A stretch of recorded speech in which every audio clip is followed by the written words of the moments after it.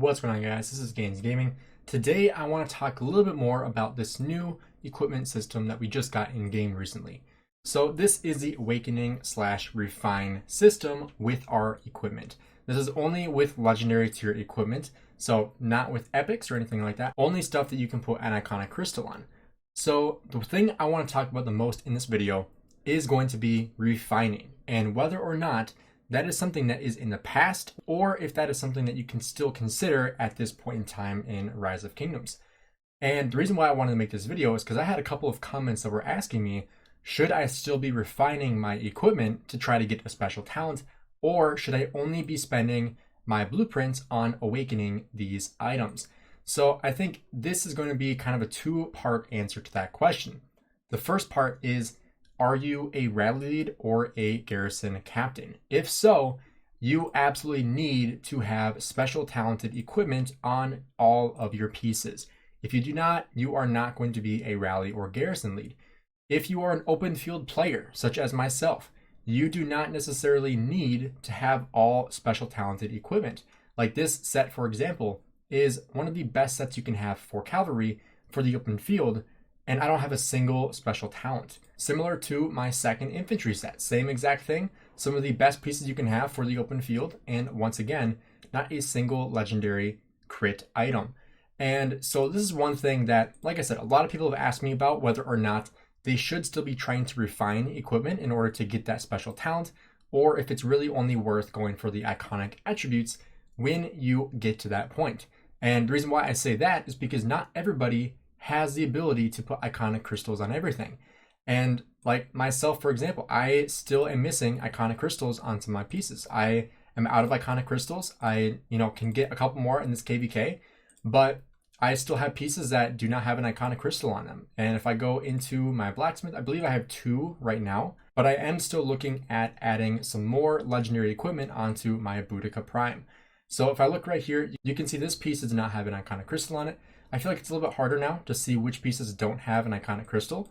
I believe I only have 2, which are both on Hookah Bing, the Navarre's Control, and the weapon, Lands of the Hellish Wasteland.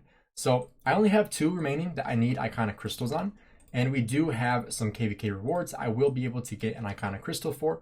For example, hitting 60,000 honor will grant me 1 more iconic crystal, and then at the end of the KVK, I believe when you severely wound T4 units here, 4 million T4 units, you get an iconic crystal. And same thing when you hit 15 million. I'm at 9.4 right now. You get another iconic crystal.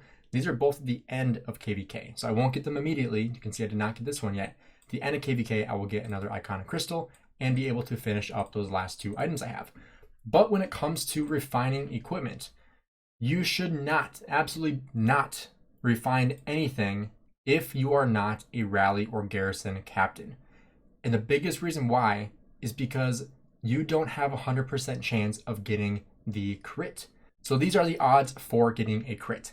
On the first try, you have an 11% chance of getting 100%. You have a 29% chance of getting 25, 30% chance of getting 50, and 30% chance of getting 75.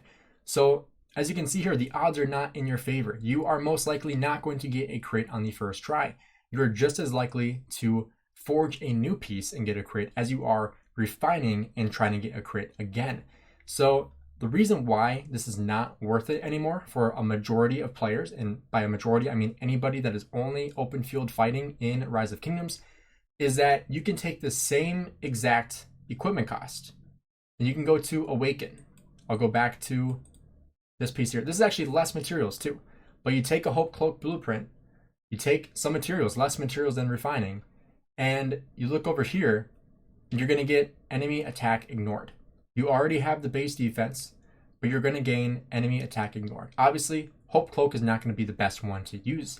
So if we look at other ones, for example, Navarre's Control, another item that you can actually get from the tavern. If you are lucky enough, you can get a full Navarre's Control from the tavern.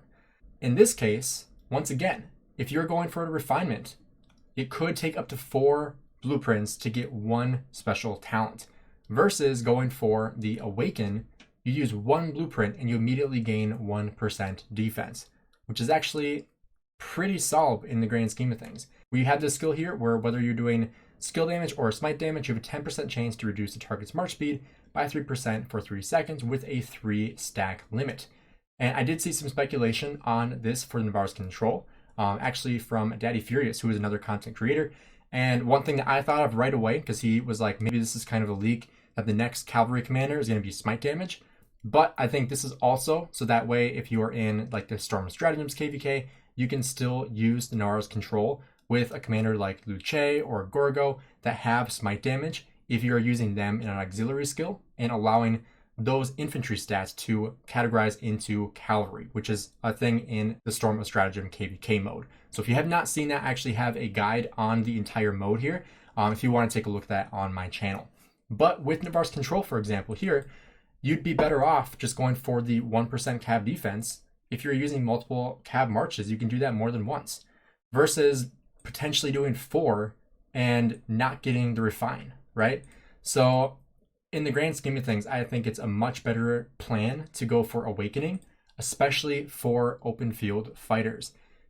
And when you look at things like the Ring of Doom or the Horn of Fury, things that you buy in the KVK shop, if you don't already have 5 rings for your marches, for your 5 marches, unless you are never going to field 5 marches, obviously, but if you have your 5 rings, then you could either A, refine your other rings if you don't have crits, which you most likely do not, or you could awaken for the same cost and get an immediate 1% troop health. I would much rather get the 1% troop health than potentially get a 25 out of 100 on the refinement level. That would just absolutely suck. So I think in that case, it kind of makes it a lot more beneficial for lower spenders and mid spenders and even free-to-play players to skip the refinement, because this is kind of a really sucky system in my opinion. I think the previous system was much better. I have always despised the refinement system, and so the awaken system is actually pretty solid when you think about it, because for open field fighting, like, you don't have to refine things anymore. You can get a lot of stats just by using the awaken, which is actually cheaper than refining. And, over time, if you only have 2 marches that you're open fielding with, you can get even further. Like, if you only have 2 cav marches and you have, Nevsky and Hukabing, or you have Nevsky and Luce, or whatever your marches are, if you only have 2 marches, you're going to be able to get a lot further on your iconic levels than anybody else. Like, for myself, I have 5 marches. I will have to distribute my iconic levels throughout those 5 marches. I don't want to have one extremely overpowered march and the rest be, mediocre or even bad. Obviously, having an iconic crystal is great. Getting the automatic base stats is amazing. But, adding unit capacity, adding damage to field troops is huge. Getting to that force skill on a lot of these pieces, getting the damage to field troops is insanely beneficial. But, as you go, I think it's going to be really beneficial for players that don't field more than 3 marches, because those players are going to get a lot further in the iconic attributes than players such as myself that have 5 marches, or people that have 6 marches or 7 marches. Those players are really never going to be able to get all their marches to level 5. Versus if you have 2, 3 marches, you're going to be able to finish these up a lot faster. So I think that's one thing people are really forgetting about when it comes to this new awaken system. And, they immediately jump to, well, all the whales are going to have, level 5 everything because they're going to max everything out immediately. And that might be true. That might be true for Baba. That might be true for, the biggest whales in the game, Mimi, Makot, Yoda 808. Those players most likely will. But a majority of those mega whales that you see will not be able to. They might be able to for the rally and garrison pairs, which is kind of why the system is so good, because it's really going to help those garrison and rally leads really prioritize the rally and garrison march, which they definitely should be. I'm not a rally or garrison player, so I only have to worry about my open field marches. And I'm still crafting, so I'm not going to worry about the weekend system until I finish all my marches. And honestly, you shouldn't either. If you don't have all your marches finished up, finish your marches first. Upgrading your epics to legendaries is going to be a better gain than upgrading your legendaries to the 2nd tier.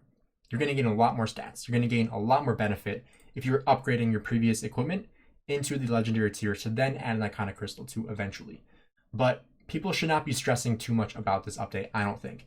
Obviously, it's going to be tougher for free-to-play players. It's going to be a lot tougher for people who are just starting playing the game now, versus players that have been in Season of Conquest for ages, such as myself. I'm at a huge advantage when it comes to this kind of system, even though I'm not a mega whale. I'm not a huge spender. I am not someone who spends tons and tons of money on the game. I just played the game for a long period of time, and I've hoarded a lot of my stuff. So over time, you're going to gain a lot of benefit from not spending everything, from being really careful with your equipment, really careful with your gold heads. You're going to get a lot more benefit from that.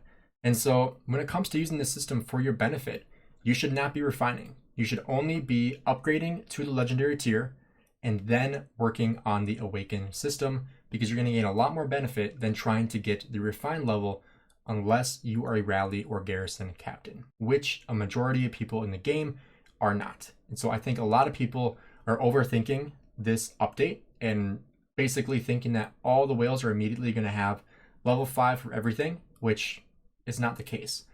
Obviously, these stats, when you add it up for every single piece, are amazing, but I think a lot of people overestimate the ability for the whales in the game.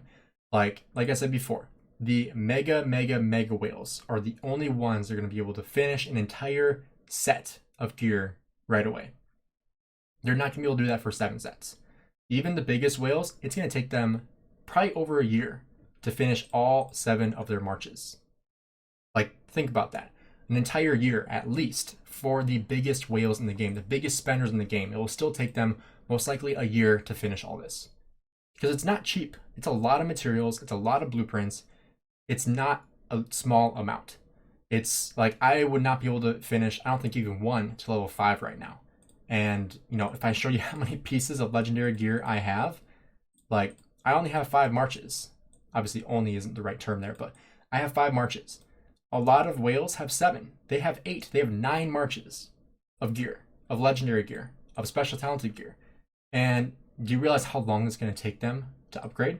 Like, do you know how long this is going to take me to upgrade? Obviously, I'm not a big spender, but still, like, this is an insane amount of gear I will have to update at some point. And obviously, I still have to upgrade some epics. I still have epics that I need to upgrade. And so I think in the grand scheme of things, you really have to kind of take a step back and look at how expensive the system is, and also look at the benefit that smaller spenders and smaller players are actually going to get by having less marches on the field to prioritize. You can have 2 really solid sets of gear and start awakening right away if you're only going to field 2 marches. That's a huge benefit. You're actually at a huge advantage if you do that. And so my advice to smaller players, free-to-play players, people that are worried about the system, is focus on fielding 3 really great marches. Get the meta commanders and put great gear on them. Obviously, start from the bottom. Don't immediately try to, craft legendary gear.